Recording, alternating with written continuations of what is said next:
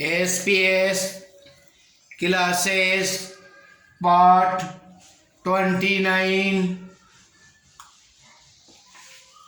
from which states of India does topic of cancer pass locate in map? From which state of India prime meridian pass locate on map? What is the population of India at present?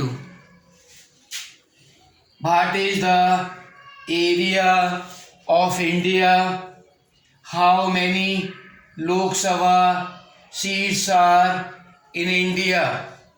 Bharat में लोकसभा की कितनी सीटें हैं? How many Lok Sabha seats are in UP, Bihar and West Bengal? Uttar Pradesh, Bihar और West Bengal में लोकसभा की कितनी सीटें हैं? What is area of China, Russia and Brazil? China, Russia और ब्राज़ील का क्षेत्रफल कितना है? Which country has 8 place according to area?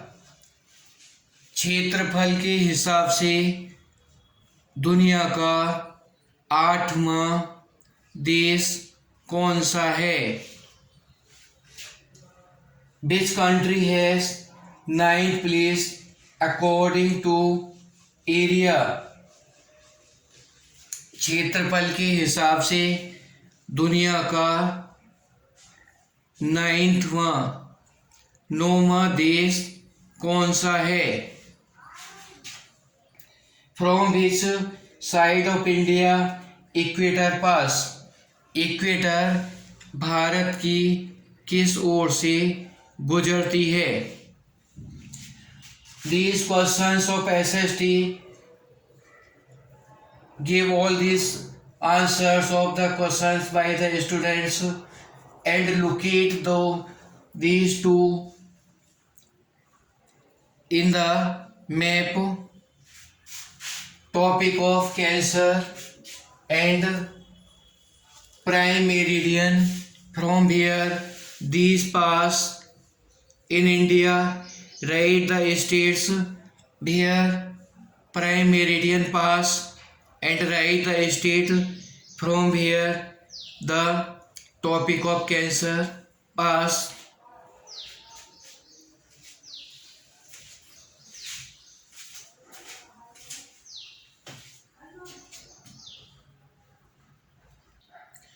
The portrait of a lady, महिला का शब्द चित्रण। यह कहानी the portrait of A lady Khushwant Singh की पुस्तक the mark of Vishnu and other story से ली गई है। लेखक अपनी उस दादी माँ के चित्र को प्रस्तुत करता है जिसके साथ उसने अपना बचपन बिताया था। जैसे जैसे समय गुजरता गया वैसे वैसे इस संबंध में कई परिवर्तन आते गए। ये परिवर्तन केवल परिस्थितियों के कारण थे। लेखक अपने पोती के प्रति उस दादी माँ का प्रेम उसके मरने तक अपरिवर्तित ही बना रहा। यह पाठ हमें दादी माँ और उसके पोते के बीच में बने हुए संबंध के बारे में बताता है। इस पाठ का उद्देश्य बूढ़े दादा दादी के प्रति छोटे बच्चों में प्रेम और सम्मान की भावना को विकसित करता है। Stanza first. My grandmother dash dash dash contentment wrinkled झुर्रीदार मेंटल पीस अंगीठी के ऊपर की दराज ग्रैंड चिल्ड्रन पोते पोतियाँ रिवोल्टिंग अरुचिकर मूर्खतापूर्ण अनडिग्निफाइड गरिमाहीन प्रोफेट पैगंबर क्रिस क्रॉस पंक्तियों का जाल हॉबल्ड लगड़ा कर चलती थी होजरी जप करने की माला अनटिडली अस्त व्यस्त रूप में बिखरे हुए पेल पीला पकड़ झुर्रीदार सिकुड़ा कॉन्स्टेंटली लगातार लैंडस्केप दृश्य सेरेनिटी शांति निस्तब्धता कॉन्टेंटमेंट संतुष्टि। मेरा मेरी दादी माँ हर व्यक्ति की दादी माँ की भांति एक बूढ़ी महिला थी। 20 सालों से जब से उन्हें मैं जानता हूँ तब से वह बूढ़ी एवं झुर्रीदार चेहरे वाली रही हैं। लोग कहते हैं कि वह कभी जवान एवं सुंदर हुआ करती थी तथा उनके एक पति भी थे, किंतु इस बात पर विश्वास नहीं होता। मेरे दादाजी का चित्र बैठक कक्ष में अंगीठी के ऊपर लटका हुआ है। उन्होंने एक बड़ी पगड़ी और ढीले ढाले कपड़े पहन रखे थे। उनकी लंबी सफ़ेद दाढ़ी उनके सीने के अधिकांश भाग को ढकती थी और वह कम से कम 100 वर्ष की आयु के लगते थे। वे ऐसे व्यक्ति नहीं थे जिनके पत्नी या बच्चे हों। वे ऐसे लगते थे जैसे कि मानो उनके केवल ढेर सारे पोते पोतियाँ हों।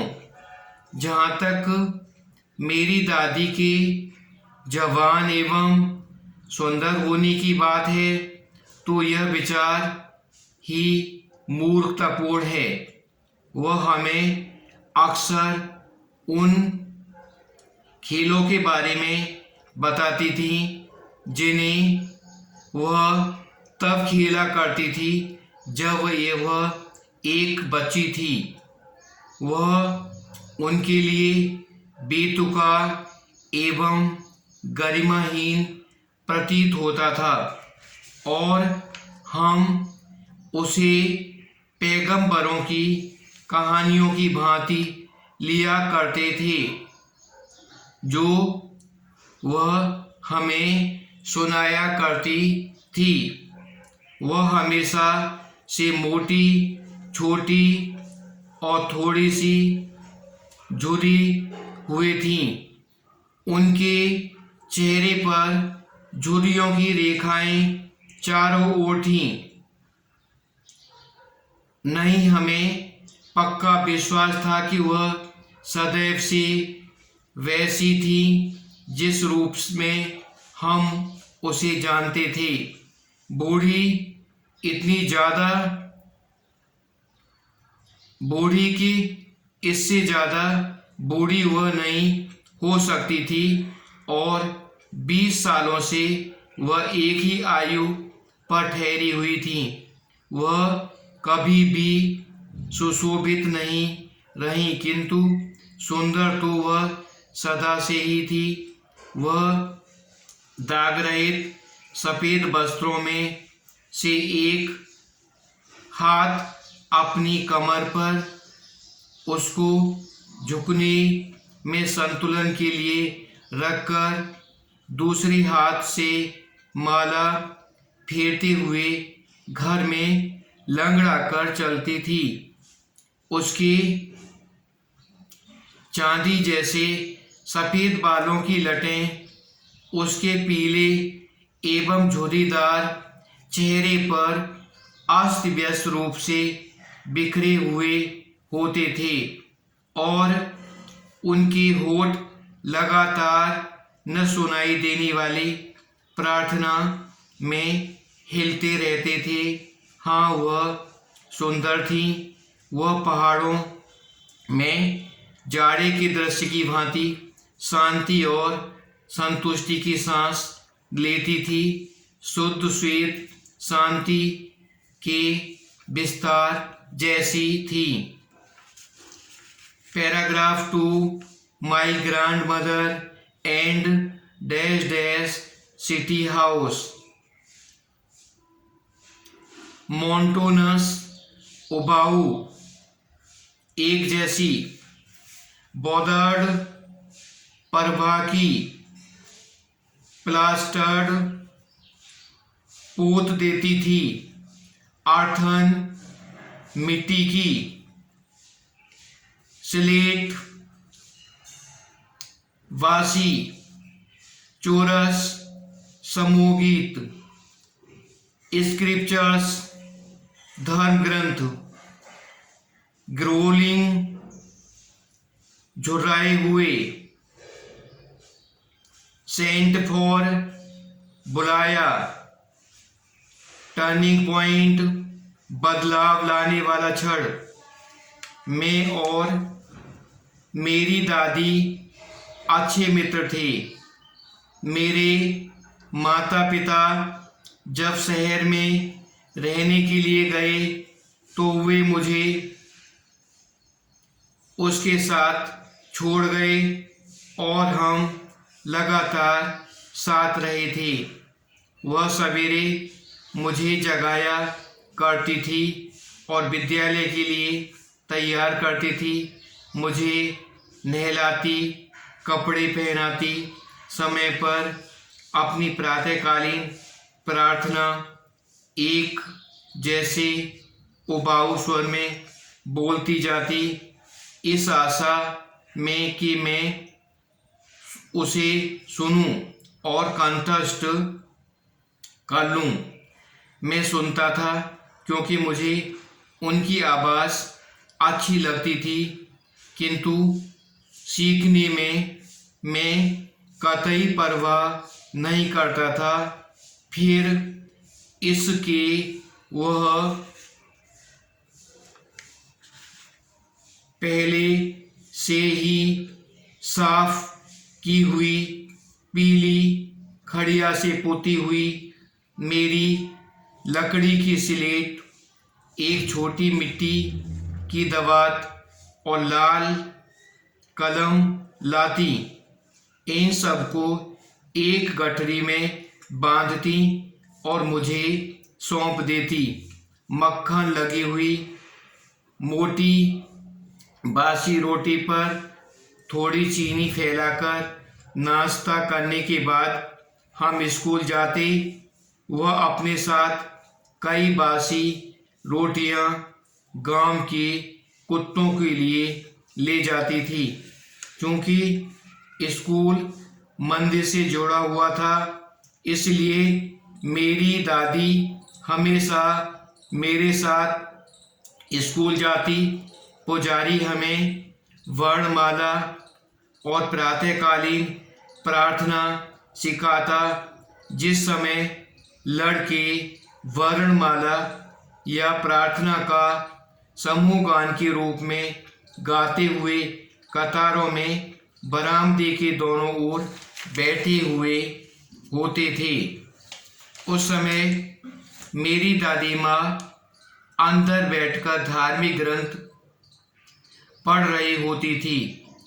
जब हम दोनों का काम समाप्त हो जाता, हम साथ साथ वापस लौट आते। इस समय गांव के कुत्ते हमें मंदिर के द्वार पर मिलते। वे हमारे घर तक हमारे पीछे पीछे हमारे साथ डाली गई रोटियों के लिए गुर्राते झगड़ते हुए आते थे। जब मेरे माता पिता शहर में आराम से बस गए तो उन्होंने हमें बुला लिया। यह हमारी मित्रता की एक निर्णायक क्षण था। यद्यपि हम एक ही कमरे में रहते थे, मेरी दादी अब मेरे साथ स्कूल नहीं आती थी। मैं अंग्रेजी स्कूल में एक मोटर बस से जाया करता था। गलियों के कुत्ते नहीं थे और उसके शहरी घर के आंगन में गौरैयों को चुगना खिलाना शुरू कर दिया। Paragraph 3 as the years dash dash after that rolled by, बीतते गए, ग्रेविटी गुरुत्वाकर्षण, डिस्ट्रेस्ड दुखी, लूड कामुक, मोनोपोली एकाधिकार, हार्लॉट वेश्या, डिसअप्रूवल अस्वीकृति। जैसे जैसे वर्ष बीते गए, हमारा एक दूसरे से मिलना जुलना कम होता गया। कुछ समय तक उन्होंने मुझे जगाना और उसके लिए स्कूल के लिए जाना तैयार करना जारी रखा। जब मैं वापस लौटता, वह मुझसे पूछती कि अध्यापक ने मुझे क्या पढ़ाया था। मैं उन्हें अंग्रेजी के शब्दों और पश्चिमी ज्ञान विज्ञान, गुरुत्वाकर्षण के विषय, आर्किमिडीज के सिद्धांत, दुनिया के गोल होने इत्यादि के बारे में बताता। इससे वह नाखुश हो जाती। वह मेरे पाठों में मेरी मदद नहीं कर पाती।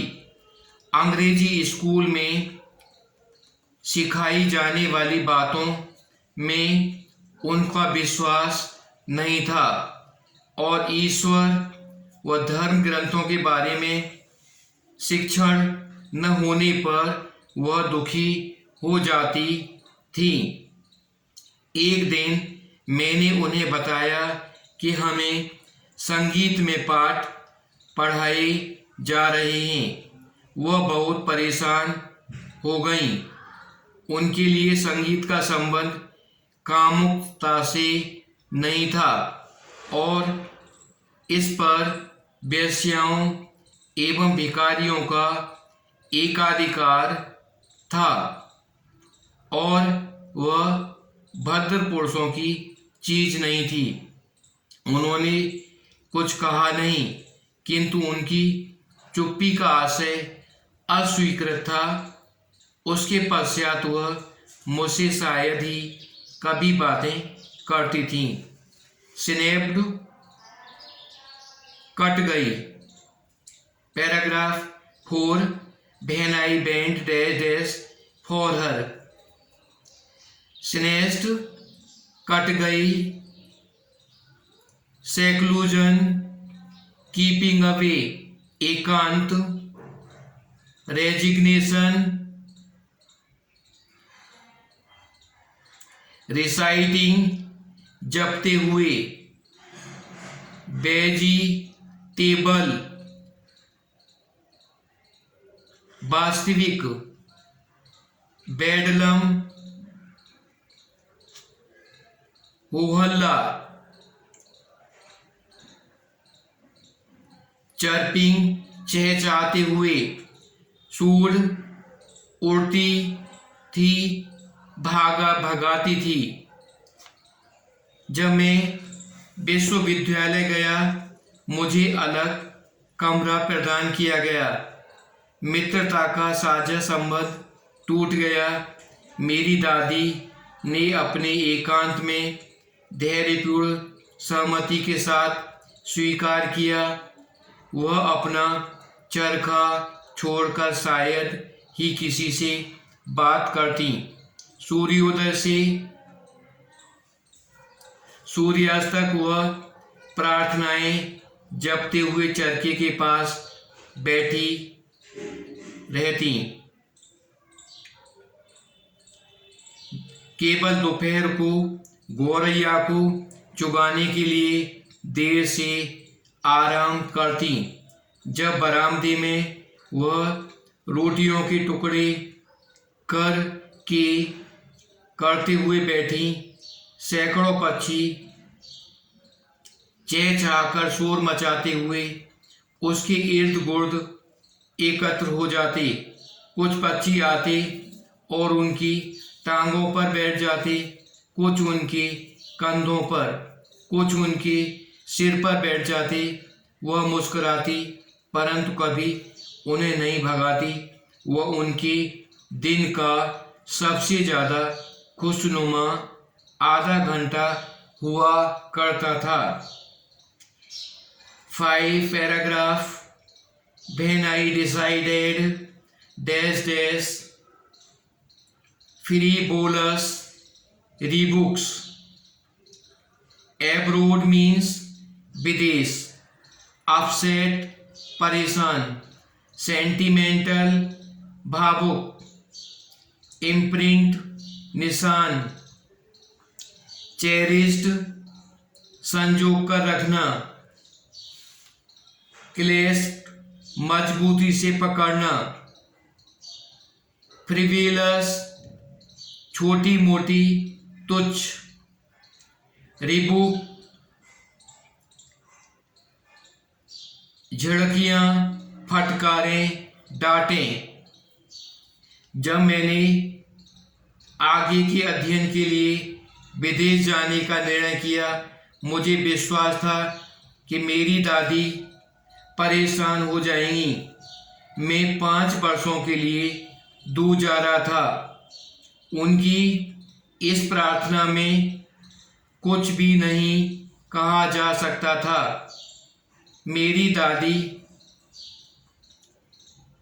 लेकिन मेरी दादी कर सकती थी। यहाँ तक कि वह भावुक भी नहीं थी। वह मुझे रेलवे स्टेशन छोड़ने आई लेकिन बात नहीं की और भावुकता भी प्रदर्शित नहीं की। उनके होठ प्रार्थना में हिले, उनका दिमाग प्रार्थना में खोया हुआ था। उनकी उंगलियां माला जपने में व्यस्त थीं। चुपचाप उन्होंने मेरे माथे को चूमा और जब मैंने प्रस्थान किया मैंने उस जप नाम को संजोए रखा कि शायद हमारे मध्य शारीरिक संपर्क भी यह अंतिम निशानी हो। लेकिन ऐसा नहीं था। 5 साल बाद मैं घर लौटा और मुझे स्टेशन पर मिली। वह एक दिन भी ज़्यादा बूढ़ी नहीं दिखाई देती थी। उनके पास शब्दों के लिए अब भी समय नहीं था। जबकि उन्होंने मुझे अपनी बाहों में मजबूती से पकड़ा। मैं उन्हें प्रार्थना का जप करते हुए सुन सकता था। मेरे आगमन के प्रथम दिन भी उसके सर्वाधिक प्रसन्नता के क्षण गौरैया के साथ ही थे। जिन्हें उन्होंने लंबे समय तक तुच्छ खिड़कियों के साथ खिलाया, झिझकियों के साथ खिलाया। In the evening taking to us, paragraph 6। Neighbourhood, पड़ोस। थम्प्ड, पीटा। सैगिंग, दबाव के कारण नीचे की ओर लटकना। डिलेपिडेटेड, टूटा फूटा। वॉरियर्स, योद्धा। परसवेड, आग्रहपूर्वक समझना। ओवर स्टेनिंग, अत्यधिक थकान। माइल्ड, हल्का। डिफरेंटली, अलग तरह से। ओमिटेड, टाला। संध्या काल में उनमें एक परिवर्तन आ गया। उन्होंने प्रार्थना नहीं की। उन्होंने पड़ोस की औरतों को इकट्ठा किया, एक ढोल ले आईं और गायन शुरू कर दिया। कई घंटों तक फूटे ढोल को बजाया और योद्धाओं के घर आने के गीत गाए।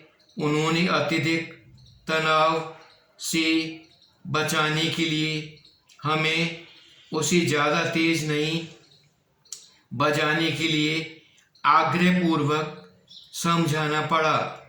जब से मैं उन्हें जानता हूँ, वह पहली बार था कि उन्होंने प्रार्थना नहीं की।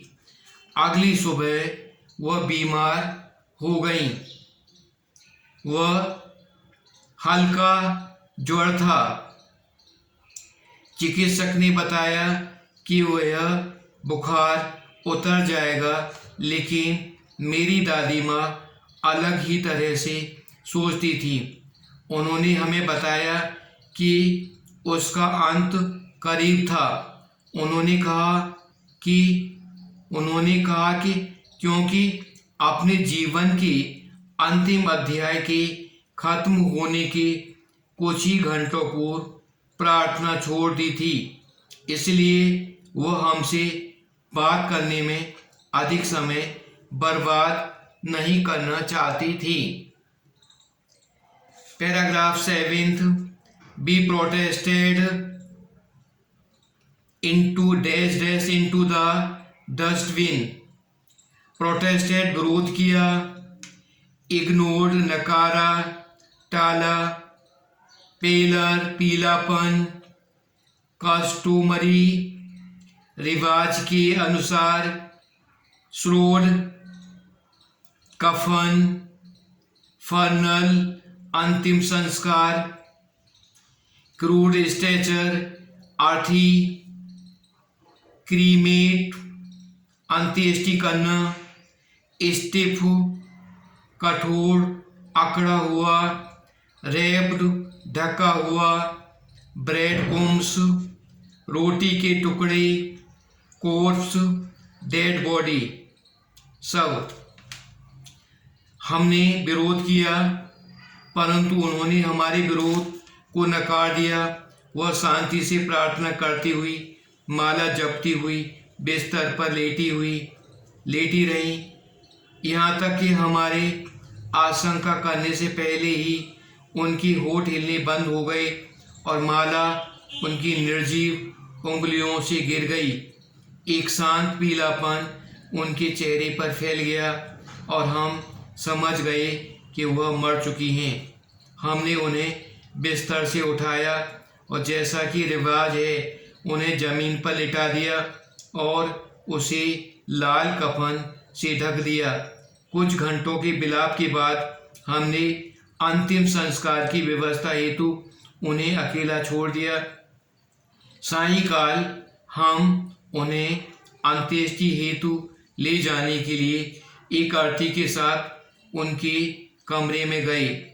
सूर्य अस्त हो रहा था और उनसे उनके कमरे और बरामदे को सुनहरे प्रकाश से आलोकित कर दिया। हम आंगन के बीचों बीच ठहर गए सारे बरामदे और कमरे में और जहाँ तक मोटे लाल कपड़े से लिपटी हुई पड़ी थी। हजारों गौरैया फैली हुई फर्श पर बैठ गई थीं। यहाँ कोई चहचहाट नहीं थी। हमें पक्षियों पर दया आई और माँ ने उन्हें कुछ रोटियां डाल दी। उसने इनको टुकड़ों में तोड़ा, उसी तरह से जैसे मेरी दादी माँ तोड़ा करती थीं, उनके सामने डाल दिया। गौरैया ने रोटी की तरफ नहीं देखा। जब दादी के सब ले गए तो चुपचाप उड़कर चली गई। अगली सुबह झाड़ू लगाने वाले ने रोटी के टुकड़े को कूड़ेदान में डाल दिया। Tropic of cancer Gujarat, Rajasthan, Madhya Pradesh, Chhattisgarh, Jharkhand, West Bengal, Tripura और मिजोरम से गुजरती है। भारत की इस समय जनसंख्या 136.64 करोड़ है।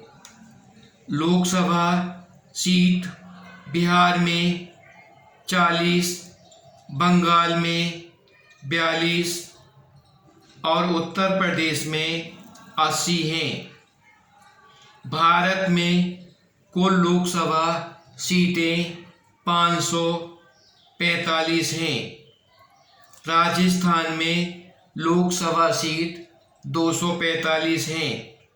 प्राइम मेरिडियन उत्तर प्रदेश, मध्य प्रदेश, छत्तीसगढ़, उड़ीसा, असम, आंध्र प्रदेश से होकर गुजरती है। भारत चाइना, भारत का एरिया 3.287 मिलियन किलोमीटर है।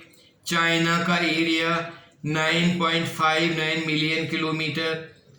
यूनाइटेड स्टेट अमेरिका का एरिया 9.834 मिलियन किलोमीटर स्क्वायर।